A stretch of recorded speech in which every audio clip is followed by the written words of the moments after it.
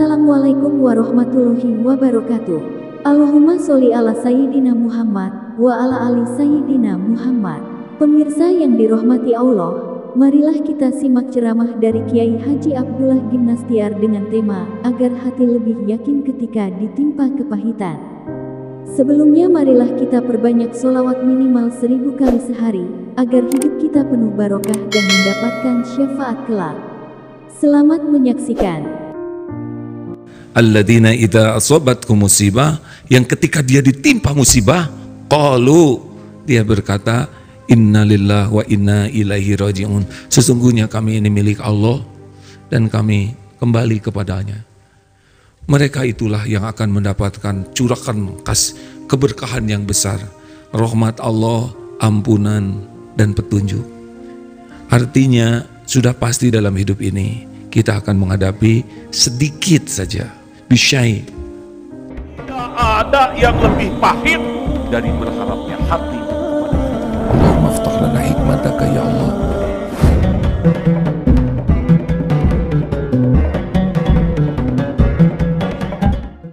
Ashhadu an la ilaha illallah wahdahu la syarikalah wa ashhadu anna Muhammadan abduhu wa rasuluh. Allahumma salli wa sallim wa barik ala sayyidina Muhammad wa ala alihi wa ashabihi ajma'in. Ayyuhal hadirun, ittaqullaha haqqa tuqatih wa la tamutunna illa wa antum muslimun. Wa qala Allah ta'ala fil Qur'anil Karim, a'udzu billahi minasy syaithanir rajim. Inna fi khalqis samawati wal ard wa ikhtilafil laili wan nahari la ayatin liulil albab alladzina yadhkuruna Allaha qiyaman wa qu'udan wa 'ala junubihim wa yatafakkaruna fi khalqis samawati wal ard rabbana ma khalaqta hadza batila subhanaka faqina adzabannar. Alhamdulillah, segala puji bagi Allah Subhanahu wa taala yang menyaksikan pertemuan ini. Tidak ada satupun kejadian yang tidak disaksikan oleh Allah. Segala puji bagi Allah Subhanahu wa taala yang membuka hikmah di balik segala kejadian. Berat ringannya sebuah kejadian tergantung hikmah yang didapat. Maha suci Allah yang memberikan ganjaran pahala bagi orang-orang yang beramal dan bagi orang yang bersabar. Siapapun yang mengenal pahala, niscaya dia akan sabar dalam hidupnya. Hadirin sekalian, innalillahi wa inna ilaihi raji'un. Kita dengar bertubi-tubi di negeri ini ditimpa bencana. Di dalam surat Al-Baqarah ayat 156, a'udzubillahi minasyaitonir rajim. Walanabluwannakum bisyai'in minal khaufi wal ju'i wa naqsim minal amwal wal anfus wath thamarat wa basyiris sabirin alladzina idza asabatkum musibah qalu inna lillahi wa inna ilaihi raji'un ulaika alaihim sholawatu min rabbihim wa rahmah wa ulaika humul muhtadun. Dan pasti kami akan timpakan sedikit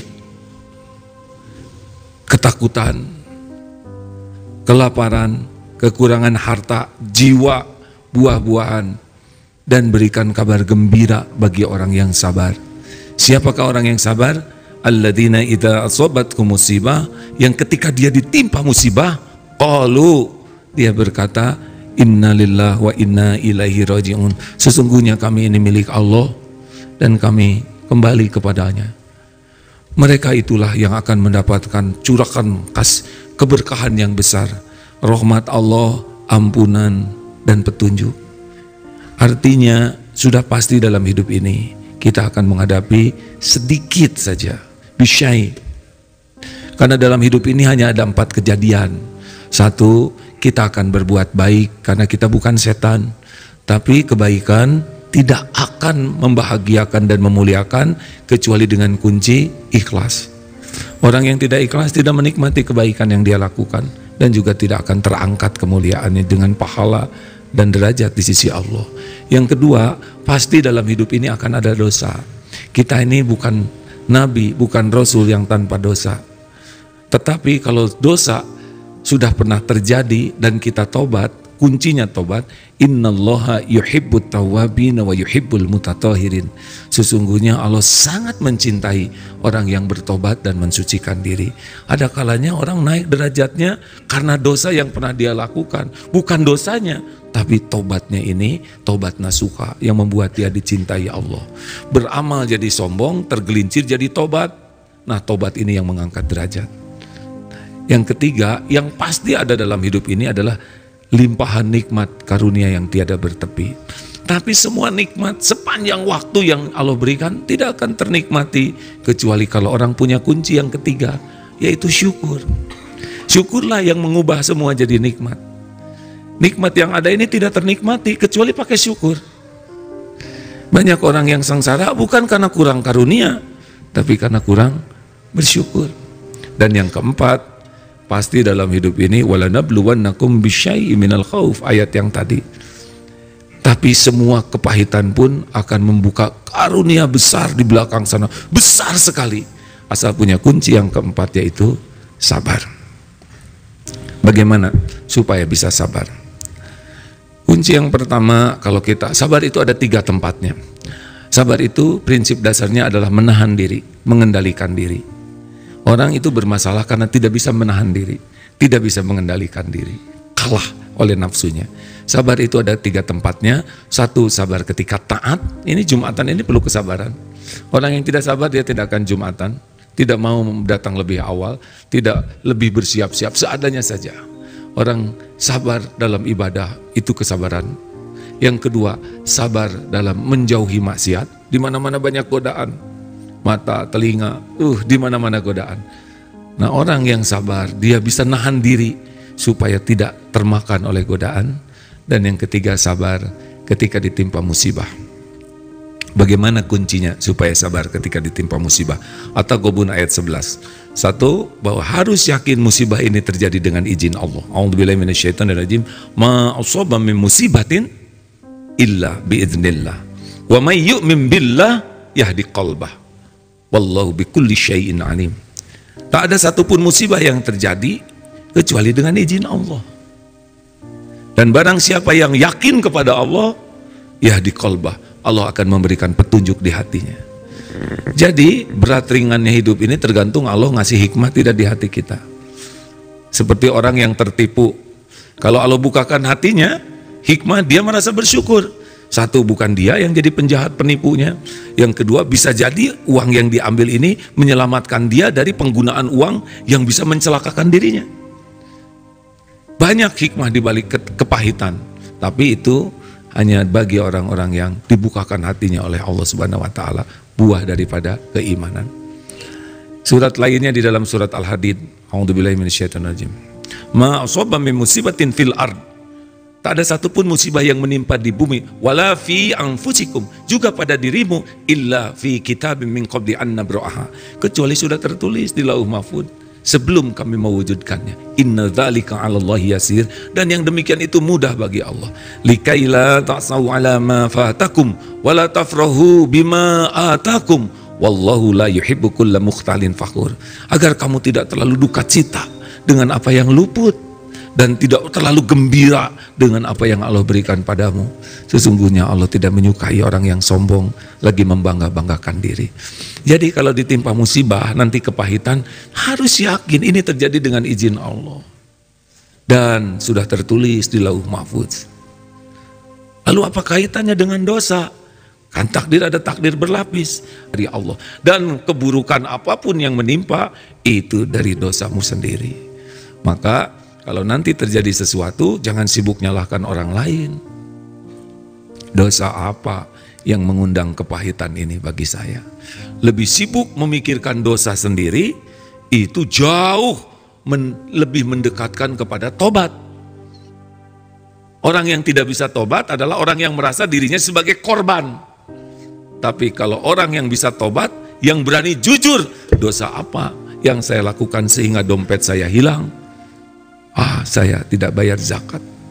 Dosa apa yang saya lakukan sehingga Allah membuat mulut ini jadi penuh sariawan? Saya jarang baca Quran, jarang berzikir. Karena Allah melihat semua keburukan yang kita lakukan, dan yang beruntung itu yang diingatkan oleh Allah. dikasih trigger untuk bertobat.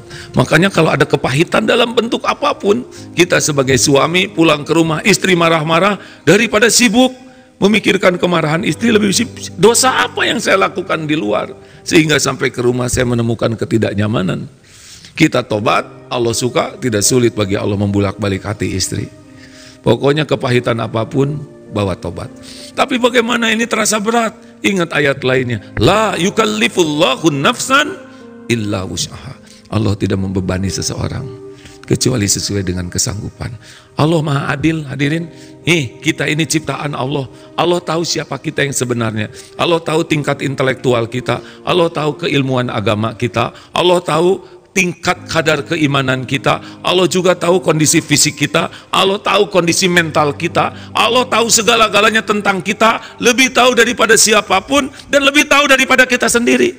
Dan Allah tidak menempatkan sesuatu kecuali pada tempatnya, karena Allah Subhanahu wa taala Al-Adil. Orang tahajud langka, tapi Allah memberikan ujian itu kepada kita karena Allah sudah sangat tahu kapasitas kita. Makanya wasta'inu bis-sabri was-shalah. Jadikan sabar dan sholat sebagai penolongmu. Jadi kapan pertolongan Allah? Ingat ayat lainnya, fa inna ma'al usri yusran, inna ma'al usri yusra. Bersama kesulitan itu pasti ada kemudahan. Sejatinya satu kesulitan itu diapit oleh dua kemudahan. Ketika Allah menciptakan kesulitan, itu depan belakangnya sudah Allah siapkan juga kemudahan. Sayangnya kita lebih sibuk menderita memikirkan kepahitan daripada meyakini ini sudah ada nih di samping kepahitan ini sebuah karunia besar yang kalau kita jalani bakal bertemu. Mengapa? Hujan pasti berhenti, badai pasti berlalu, malam pasti bermilik saya. Ini punya saya, ini harta saya. Saya makin melekat, makin kepahitan sudah tidak usah kemana-mana. Allah Maha dekat. Wa idza sa'alaka ibadi anni fa inni qarib. Jika hamba bertanya kepadamu wahai Muhammad tentang aku, katakanlah aku adalah dekat.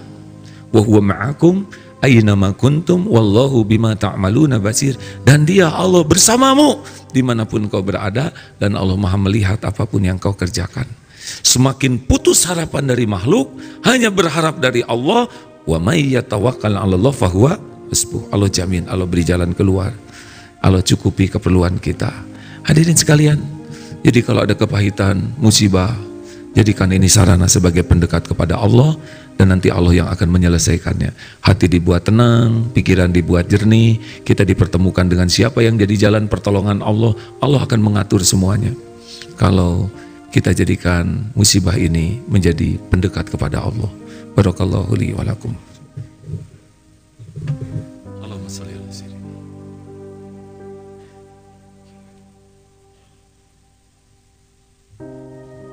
Alhamdulillahirabbil alamin.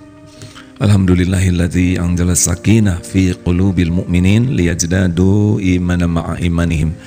Asyhadu an la ilaha illallah wa asyhadu anna Muhammadar Rasulullah. Allahumma shalli ala sayyidina Muhammad wa ala alihi wa ashabihi ajma'in. Apa amalannya? 1. Wasta'inu bis-sabri was-shalah. Salat. Pasangan dari sabar itu salat. Jadikan sabar dan salat sebagai jalan pertolongan Allah bagimu. Pokoknya hadirin, kalau ada masalah, yang pertama dipikir perbaiki sholat. Karena sholat itu tiangnya. Sholat itu adalah zikrullah yang paling lengkap. Berwudu, ngadep kiblat, ada takbir, tahmid, tahlil, tasbih, ada syahadat, ada salawat, ada fatihah, ada ayat Quran, ada ruku, ada sujud, ada doa yang lengkap. Rabbighfirli, ampuni saya, warhamni, sayangi saya, wajburni, cukupi saya, warfa'ni, angkat derajat saya, warzukni, limpahi rizki yang berkah, wahdini, tuntun saya, wa'afini, sehatkan lahir batin saya, wa'fu'ani, hapuskan semua jejak dosa dan aib saya. Itu ada dalam sholat. Makanya ada masalah, takut, harap, apapun, langsung ingat perbaiki sholat. Baik kuantitas maupun kualitas. TBM, tepat waktu berjamaah di masjid. Jangan tinggalkan itu. Kemudian tambah rawatib, qobla subuh. Jangan pernah tinggalkan. Qobla duhur, ba'da duhur, ba'da maghrib, ba'da isya. Ini rawatib yang benar-benar dipentingkan. Makin banyak sujud, makin dekat dengan pertolongan Allah. Tambah tahajud 11 rakaat, tambah duha 40 rakaat sehari. Kalau ikhlas dan sekuat tenaga khusyuk, kita lihat saja hadirin. Allah menyaksikan. Kita berwudu, kita bersujud. Daripada kita banyak pikiran, siapa yang mau ngasih jalan keluar, sedang segala urusan dalam genggaman Allah. 2, kalau ingin ditolong oleh Allah, perbanyak zikrullah dengan Al-Quranul Karim. Bagaimana mungkin kita jadi orang Islam, tapi jauh dari Quran? Tidak mungkin, karena itu merupakan kalam Allah, petunjuk dari Allah, yang walaupun kita tidak paham, tetap itu menjadi zikrullah. Kalau ikhlas, bisa bersih hati kita, bisa melimpah pahala kita. Alif Lam Mim itu bukan 1 huruf, 3 huruf. 1 huruf itu dibalas dengan 10 kebaikan. Bismillahirrahmanirrahim, itu 190 kebaikan yang kita lakukan. Bisa dibayangkan kalau kita banyak membaca Quran, kita banyak membaca WA, kurang membaca Quran, itu siapa yang nolong kita? Sedangkan membaca Al-Quran itu sangat disukai oleh Allah. Keluarga Allah, minimal 1 juz 1 hari. Cobalah hadirin, kita lihat nanti keajaiban demi keajaiban akan terjadi. Hanya 1 jam saja, dipotong-potong. Sebelum sholat 1 lembar, sesudah sholat 1 lembar, 5 kali sholat selesai 1 juz. 1 halaman tuh hanya 3 menit kalau mau berlama-lama. Kita ngobrol, kita buka WA, kita banyak, berapa jam. Nonton TV berapa jam, nonton sepak bola berapa juz. Padahal jaminan dari Allah kalau kita membaca Al-Quran dengan tulus. Mau ditolong lagi oleh Allah, banyak istighfar. Karena Nabi Adam ditimpa musibah berat dari surga turun ke bumi, kembali dimuliakan Allah. Rabbana zolamna anfusana wa illam taghfir lana wa tarhamna lanakunanna minal khasirin. Tobat. Nabi Yunus meninggalkan umat, ditegur oleh Allah dengan 3 kegelapan, gelapnya malam, dimasukkan ke dalam gelapnya lautan, dimakan ikan, gelapnya perut ikan, lolos dengan apa? Tobat. La ilaha illa anta subhanaka inni kuntu minaz zalimin. Tiada ilah selain Engkau ya Allah, Maha suci Engkau, semua takdirmu pasti baik, tidak ada yang salah, tidak ada yang kurang. Inni kuntu minaz zalimin, saya manusia zalim, bergelimang dosa, berselimut aib. Akui. Allah senang melihat orang yang mengakui dosanya. Yang keempat, wallahu fi aunil abdi ma kanal abdu fi auni akhi. Allah selalu nolong orang yang senang nolong. Makanya kalau kita ditimpa musibah, yang kita pikirkan nolong sebanyak mungkin. Dengan harta, tenaga, waktu, pikiran, berbuat sebanyak mungkin. Karena makin banyak menolong, makin ditolong. Jadi salah kalau kita sibuk ingin ditolong orang, sibuk nolong orang. Kita tidak bisa dengan harta, ada tenaga, ada ilmu, ada waktu. Produktif saja, berbuat. Dan harus ikhlas. Harus lillahi ta'ala. Jangan nunggu-nunggu balasan dari makhluk. Itu membuat tidak diterima amal kita. Dan ada tambahannya, in tansurullah yansurkum wa yutsabbit aqdamakum. Barang siapa yang nolong agama Allah, Allah akan nolong. Ayo, terlibatlah dalam urusan masjid, urusan umat. Jangan tidak peduli, karena gerbang pertolongan Allah adalah diantaranya ikut dalam aktivitas menolong agama Allah. Hadirin, masalah kita tidak ada yang gawat. Tubuh ini saja rumit, diurus oleh Allah beres, dibanding dengan masalah kita tercetek sekali, menjadi berat karena kita jauh dari pertolongan Allah. Makanya andalkanlah Allah dalam segala